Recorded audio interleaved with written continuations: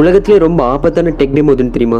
அது நீங்கள் கையில் வச்சிருக்கிற ஐஃபோன் தான். ஒரு கம்ப்ளீட் ஆகாத ஃபோனை வச்சுட்டு ஸ்டீவ் ஜாப்ஸ் உலகத்தை ஏமாற்றி இருக்கிறாரு. ஒரு பட்டனை மாற்றி எழுதியிருந்தா கூட போதும், இன்னைக்கு ஆப்பிளுங்க ஒரு கம்பெனி இருந்திருக்காது. ஒரு கம்ப்ளீட் ஆகாத ஃபோனை வச்சு டெமோ பண்ணுறது தோக்குற குதிரை மேலே பந்தயம் கட்டுற மாதிரி. நம்மளாம் இருந்தால் என்ன பண்ணியிருப்போம்? டெமோ டேட்டை தள்ளி வச்சிருப்போம், இல்லைன்னா அந்த டேட்டுக்குள்ளே ஒரு புது ஃபோனை எப்படியாச்சும் கண்டுபிடிக்கடா அப்படின்னு சொல்லியிருப்போம். பட் ஸ்டீவ் ஜாப்ஸுக்கு நல்லாவே தெரிஞ்சிருக்கு இந்த டேட்டுக்குள்ளே கன்ஃபார்ம் இந்த ஃபோனை ரெடி பண்ணவே முடியாதுன்னு.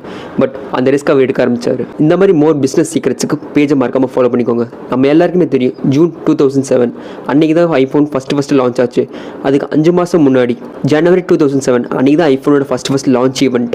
அந்த லான்ச் ஈவெண்ட் அப்பவே ஒரு அன்ஃபினிஷ்டு ப்ராடக்ட் வச்சு ஸ்டீவ் ஜாப்ஸ் டெமோவை கொடுத்தாரு. அந்த ஃபோனில் ஏகப்பட்ட ப்ராப்ளம்ஸ் இருந்துச்சு. ப்ராப்பராக வைஃபை கனெக்ட் ஆகாது, கேமரா குவாலிட்டி இல்லை, கொஞ்சம் ஸ்பீடாக யூஸ் பண்ணால் கூட ஃபோன் ஆஃப் ஆயிரும். இந்த மாதிரி நிறைய ப்ராப்ளம்ஸ் இருந்துச்சு. ஆன் ஸ்டேஜில் உலகமே பார்த்துட்டு இருக்கிற டெமோ, பட் பேக் ஸ்டேஜில் டெவலப்பர்ஸ் பண்ண கோல்மால். நமக்கு ப்ராடக்ட்டை சரி பண்ண முடியாதுன்னு தெரிஞ்ச ஸ்டீவ் ஜாப்ஸ் ஒரு பிரில்லியண்டான ஐடியாவை கொண்டு வராரு.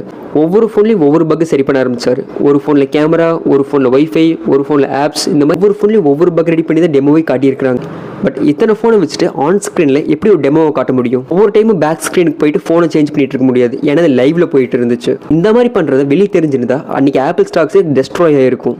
இதுக்கு அவர் என்ன பண்ணியிருந்தேன்னா, ஒவ்வொரு பிரேக்லையும் யாருக்குமே தெரியாமல் போய் ஃபோனை சேஞ்ச் பண்ணிட்டு வந்திருக்காரு. இந்த ஆப்புக்கு அப்புறம் நெக்ஸ்ட் இந்த ஆப்புக்கு தான் போகணும், அந்த மாதிரி ரூட் மேப்லாம் போட்டு ஒர்க் பண்ணியிருக்காங்க. இன்கேஸ் வேறு ஆப்புக்கு போயிருந்தால் ஃபோனே காலியாக இருக்கும். இந்த நிலைமையில இருந்துட்டு தான் ஃபோனே டெமோ கட்டியிருக்காங்க. பட் எல்லா பிரேக்லையும் போயிட்டு ஒவ்வொரு ஃபோனை சேஞ்ச் பண்ணிட்டு இருக்க முடியாது. அவர் என்ன பண்ணியிருந்தாருன்னா, அவர் வச்சிருந்த டெஸ்க்லேயே ஒரு 4-5 ஃபோன் எக்ஸ்ட்ராவாக வச்சிருந்தாரு. லைனாக இந்த ஃபோனுக்கு நெக்ஸ்ட் இந்த ஃபோன் யூஸ் பண்ணணும், இதில் இந்த ஃபீச்சர்ஸ் கொடுக்கணும், நெக்ஸ்ட் இந்த ஃபோனில் இந்த ஃபீச்சர்ஸ் கொடுக்கணும், அந்த மாதிரி ஒரு ரூட் மேப் போட்டு ஒரு கோல்டன் பார்த்தே ரெடி பண்ணி வச்சிருந்தாங்க. ஏன்னா அதுக்கேற்ற மாதிரி தான் ஒர்க்கே பண்ணியிருக்காங்க. அன்றைக்கி இவ்வளோ ரிஸ்க் எடுத்தனால தான் இன்றைக்கி ஆப்பிளுங்க இவ்வளோ பெரிய கம்பெனியே வளர்ந்துருக்கு. ரிஸ்க் எடுக்கலன்னா க்ளோரி இல்லை.